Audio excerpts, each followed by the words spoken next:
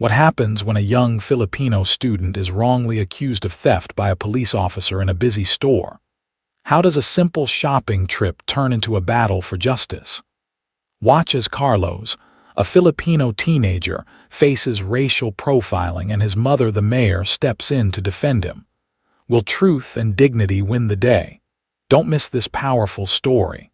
Like, subscribe, and stay tuned for more. On a sunny Saturday afternoon in Portland, Oregon, the suburban shopping center was buzzing with activity. Families strolled through the mall, children tugged at their parents' hands, asking for ice cream, and teenagers flitted in and out of stores, laughing and chatting. The air was filled with the sound of people enjoying the day, creating a lively atmosphere. Carlos Alvarez, an 18-year-old Filipino student, walked into a craft supply store to buy materials for a school project. He was tall, well-dressed in a neatly pressed shirt and dark jeans, and his demeanor was calm and composed. His thoughtful expression reflected the values his mother, Mayor Alvarez, had instilled in him: responsibility and determination. Carlos wasn't one for wasting time. He had a list of materials he needed for his project and moved with purpose through the aisles. The store was quiet, with only a few customers, and the smell of paper and paints filled the air, creating a cozy, creative ambience. Approaching the aisles of supplies, he began comparing different paint brushes, his focus entirely on the task at hand. He wasn't thinking about the pressures of being the mayor's son. Here, in the quiet of the store, he was just a teenager, trying to finish his project efficiently. As he reached for a set of brushes, the store clerk, a middle-aged man named Michael, noticed him. With a friendly smile, Michael said, "Can I help you find anything?"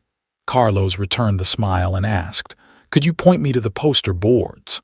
Michael directed him to the aisle. "Third row on your left. Let me know if you need anything else." Carlos thanked him and headed off to complete his shopping. Carlos continued to move through the aisles, carefully selecting the items on his list.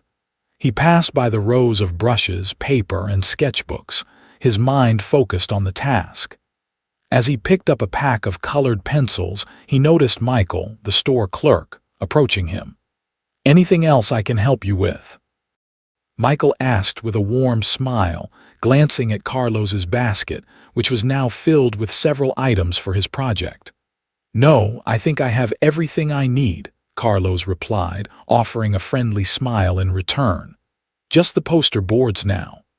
"Ah, the poster boards," Michael said, pointing down the aisle. "Third row on the left, you can't miss it." Carlos nodded, thanking him once again before heading toward the back of the store. He felt at ease here, knowing that the staff was friendly and the atmosphere was calm. It was just another ordinary trip, one of the many errands he ran to stay on top of his schoolwork. He never expected anything to disrupt the peace.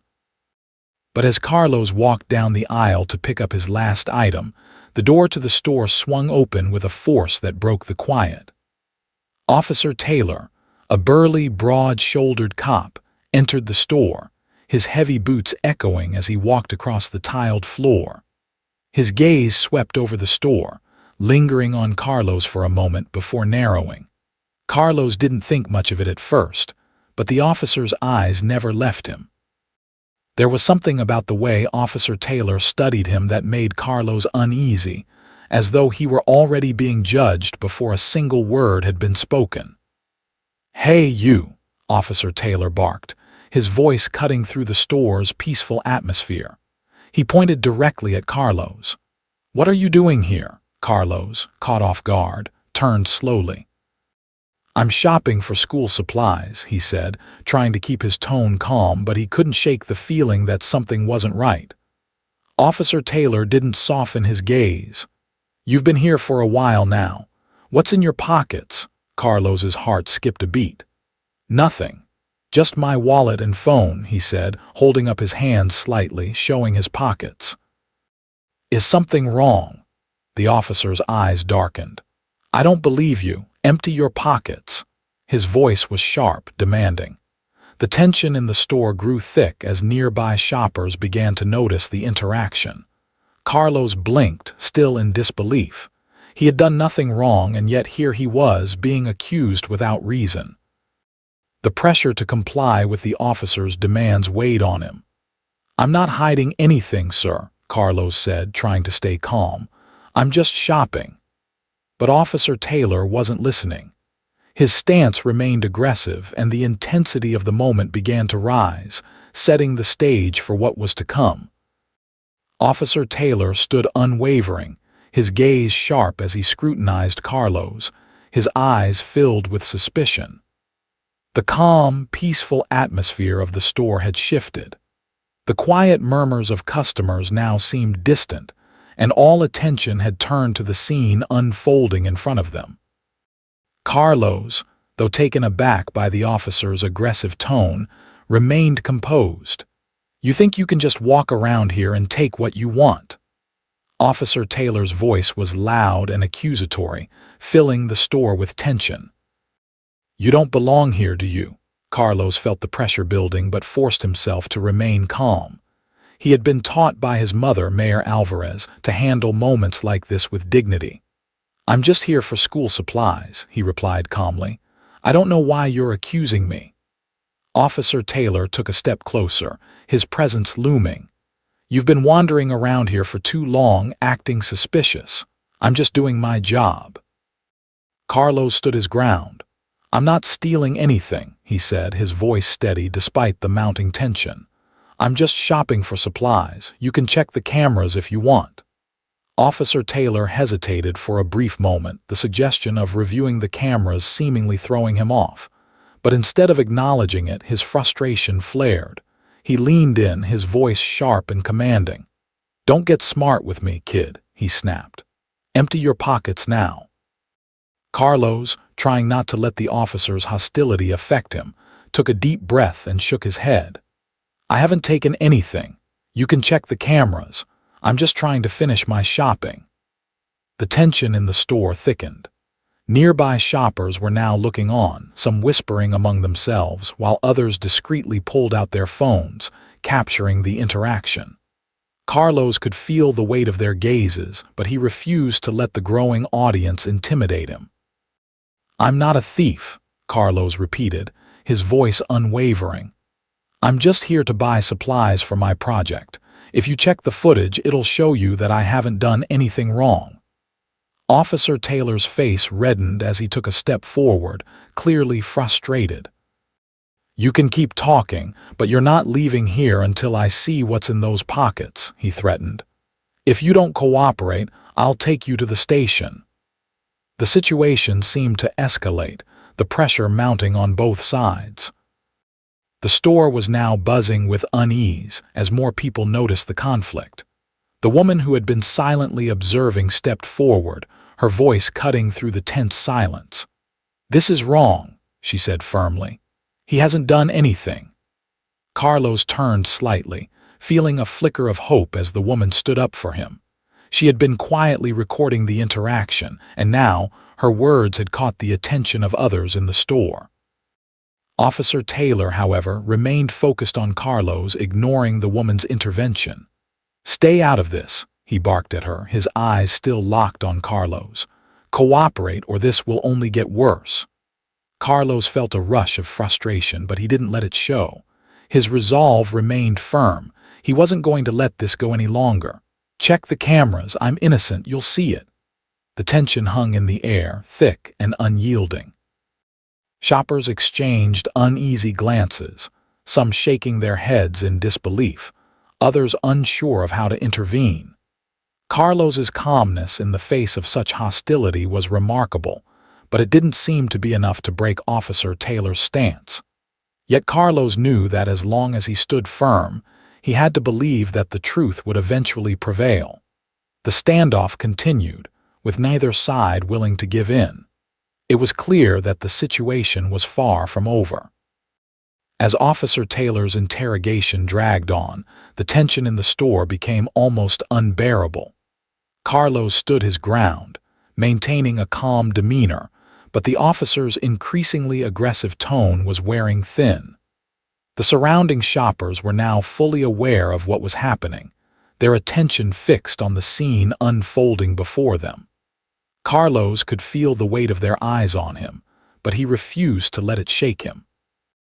Among the bystanders was Emily, a customer who had been silently watching the situation unfold. As soon as she recognized Carlos, her heart skipped a beat. She had seen him on the news countless times, Carlos Alvarez, the son of the city's mayor. Without a second thought, Emily pulled out her phone and quickly dialed Mayor Alvarez's office. "This is Emily from the craft store," she said, her voice urgent. "I'm here, and Officer Taylor is harassing Carlos Alvarez, the mayor's son. You need to get here now." On the other end of the line, Mayor Alvarez's voice was calm but firm. "I'm on my way," she replied, hanging up and immediately leaving her meeting. As the minutes passed, Officer Taylor continued to press Carlos, refusing to relent. But soon the front door of the store swung open and in walked Mayor Alvarez. Her presence was commanding, and the tension in the store shifted as soon as she entered. The onlookers fell silent, sensing that something significant was about to happen. Carlos looked up, relief flooding his chest as he saw his mother standing tall and confident, making her way directly to Officer Taylor. The officer, clearly caught off guard by her arrival, tried to maintain his stance but struggled to hide his discomfort. "Officer Taylor," Mayor Alvarez's voice rang out, clear and authoritative. "What's going on here?" Officer Taylor stammered for a moment, trying to explain. "This young man has been acting suspicious. I was just doing my job." Mayor Alvarez's eyes narrowed and her voice grew sharper. "Suspicious? You mean shopping for school supplies? You're accusing my son of theft without any evidence." The officer, visibly flustered, tried to justify himself. "He refused to empty his pockets when I asked." Mayor Alvarez took a step forward, her voice unwavering. "You didn't check the cameras, you didn't ask the clerk, and yet you escalated the situation based on nothing but assumptions. This is racial profiling, Officer Taylor, and it has no place in our city." The store was silent, the tension palpable as everyone watched the confrontation. Shoppers exchanged uneasy glances, some even nodding in agreement with the mayor's words. It was clear that Officer Taylor had made a serious misstep. "This is exactly the kind of behavior that erodes trust between the community and law enforcement," Mayor Alvarez continued. "You've made a dangerous assumption, one that could have serious consequences." Her words echoed in the room and the atmosphere shifted. Officer Taylor, now completely out of his depth, could no longer defend his actions. He stood silently, unable to respond, his authority quickly dissolving in the face of the truth. "I will be filing a formal complaint," Mayor Alvarez said, her voice cold but resolute. "You failed in your duty to serve and protect." Carlos, standing beside his mother, felt a wave of relief wash over him. The situation, which had felt so out of control just moments before, was now being handled. His mother had arrived and her authority was unquestionable. With her calm and confident presence, the injustice he had faced was finally being addressed. Officer Taylor, now clearly flustered, struggled to defend his actions. His face reddened as he attempted to explain himself, but his words lacked conviction. "I was just doing my job," he stammered, his voice shaky. "He was acting suspicious. I had to check." But the more he spoke, the more it became evident that his defense was hollow. Mayor Alvarez's presence alone had shifted the balance of power, and Officer Taylor's reasoning simply didn't hold up. He had no solid evidence to justify his actions, no real cause for suspicion other than his own bias. "You don't get to accuse someone of theft just because of the way they look," Mayor Alvarez said firmly, cutting him off. "You made an assumption based solely on race, and you let that assumption guide your actions. That's not acceptable." Her words were clear and unyielding, making it impossible for Officer Taylor to continue his defense. As the tension in the store dissipated, a few more customers who had been silently watching the scene began to speak up. One woman who had been filming the confrontation spoke out. "I saw the whole thing. He didn't do anything wrong," she said, her voice growing louder with conviction. "This is wrong. He shouldn't have been treated like that." Other shoppers, emboldened by the mayor's intervention and the growing support for Carlos, began to voice their agreement. "He didn't steal anything. He's just a kid," one man added, his words gaining the attention of others. "That officer had no right to treat him like that." The shift in the room was palpable. The murmurs of support for Carlos grew louder as more people spoke up. The situation, which had started with a single unjust accusation, was now a community-wide stand against racial profiling and police misconduct. Soon after, Mayor Alvarez made a call to have Officer Taylor placed on administrative leave pending an investigation into his conduct.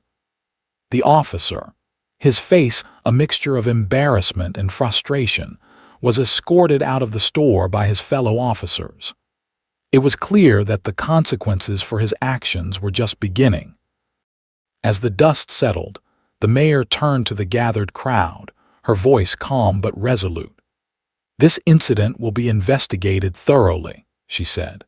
"We will not stand by while injustice happens in our city. We need to have a conversation about how we can work together to ensure that something like this doesn't happen again." To address the growing concerns about racial profiling and police misconduct, Mayor Alvarez organized a series of community forums in the following weeks. These forums became a space for citizens to share their experiences, voice their concerns, and discuss potential reforms. The mayor made it clear that the city would be taking steps to ensure that everyone, regardless of their background, felt safe and respected by law enforcement. Carlos's life, however, was beginning to change in ways he hadn't anticipated. The video of the confrontation had gone viral, sparking outrage and conversations across social media. Many people had been inspired by Carlos's calm resilience in the face of such unjust treatment. Support poured in from classmates, teachers, and people across the city. Carlos began receiving messages of encouragement, some from strangers who had seen the video and admired how he handled the situation with dignity. When he walked into school the following Monday, his head held high. It wasn't just his classmates who greeted him. Teachers, too, expressed their support, acknowledging his strength in the face of adversity. His friends cheered him on, and even those who had witnessed the video from afar offered kind words. Carlos had not only stood up for himself, but had become a symbol of resilience, sparking important conversations about racial justice and how communities can come together to demand change. Though the incident had started with an unjust accusation, it ended with a message of hope, one that would continue to reverberate throughout the community for months to come. The support for Carlos, combined with the mayor's leadership, set the stage for lasting change in the city. The fight for justice, though far from over, had gained new momentum. The aftermath of the confrontation weighed heavily on Carlos, but as the days passed, the lessons learned from that experience began to take shape. The most important takeaway was the power of dignity. In the face of unjust accusations, Carlos could have reacted with anger, but he chose to remain calm. His composure not only helped him stay in control, but also inspired others who witnessed the ordeal. Carlos realized that dignity in the face of injustice was a powerful tool. It wasn't just about keeping his cool. It was about standing firm in the belief that everyone deserves respect, no matter their background. By choosing to stay composed, Carlos set an example for others to follow, showing that it was possible to resist injustice without resorting to violence or aggression. His ability to hold his head high, even when faced with unwarranted accusations, was a lesson in strength and resilience. This experience wasn't just about one individual standing up for themselves. It was a reflection of a deeper need for equality and justice. Carlos's story highlighted the harm that racial profiling can do, and why it's so important for society to address these issues head-on. No one should be treated unfairly because of their appearance or background. However, it also showed that justice could prevail when people were willing to speak out, hold others accountable, and stand firm against unfair treatment. The impact of this event didn't stop with Carlos's personal victory. The community, inspired by his calm and strength, began to have more open conversations about racial justice. Mayor Alvarez, seeing the power of these conversations, vowed to continue her work to create a more just and equal city. She believed that no one should ever experience what Carlos had gone through, and was committed to making sure the city's policing practices were reformed. To promote understanding and change, Mayor Alvarez organized community forums to discuss police reform and racial profiling. These forums allowed people from different backgrounds to come together, share their experiences, and find solutions to the issues of racial injustice. The mayor's commitment to real action helped ensure that change wouldn't just be talked about, it would happen. In the weeks that followed, the community felt the shift. The conversations about racial equality grew louder, with more people engaging in discussions about the need for fair treatment for everyone, regardless of race. The incident had sparked a wider dialogue that was no longer confined to a few voices. People began questioning their own biases, and a sense of unity grew in the community as they acknowledged the need for change. For Carlos, this transformation was evident in his everyday life. His classmates, teachers, and even strangers who had seen the viral video of the incident reached out with messages of support. When he walked into school, his head held high, he was met with cheers from friends and classmates who admired his strength. The community that had once been quiet about such issues was now more aware and ready to demand justice.